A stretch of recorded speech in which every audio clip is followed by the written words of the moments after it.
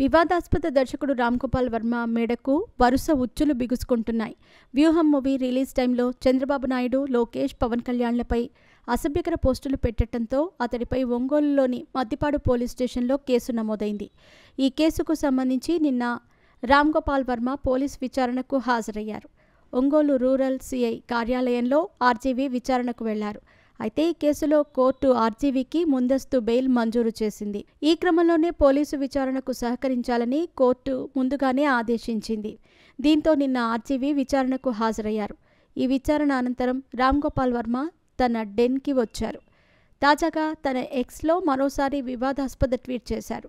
ఒంగోలు పిఎస్లో నిన్న విచారణ పూర్తయిన సందర్భంగా ఆర్జీవీ ట్వీట్ చేశారు. I love Ongole police even more అంటూ ట్వీట్లో రాసుకొచ్చారు. ఈ మేరకు 3 చీర్స్ అంటూ పెగ్గుతో ఉన్న ఫోటోలు పోస్ట్ చేశారు. ఇంకా 9 గంటల విచారణ తర్వాత వచ్చి మందు తాగుతున్న ఫోటోలను ఆర్జీవీ తన ట్విట్టర్ ఎక్స్లో షేర్ చేయడంతో అవి నెట్టింట వైరల్గా మారాయి. ఆర్జీవీపై మరో కేసు నమోదైనట్టు తెలుస్తోంది. అతన్ని నిన్న పోలీసులు విచారిస్తున్న సమయంలోనే మరో కేసు విషయంలో ఏపీ సిఐడి నుంచి ఆర్జీవీకి నోటీసులు వెళ్లాయి.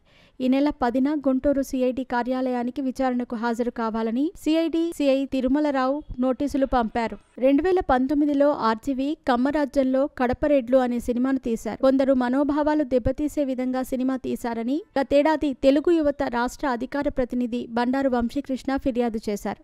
ఈ క్రమంలోనే పోలీసులు ఆర్జీవీకి ఒంగోలు రూరల్ పోలీస్ స్టేషన్లో ఉన్నప్పుడే నోటీసులు ఇచ్చారు. ఈ కేసు విషయంలో ఆర్జీవీ విచారణకు వెళతాడో లేదో చూడాలి.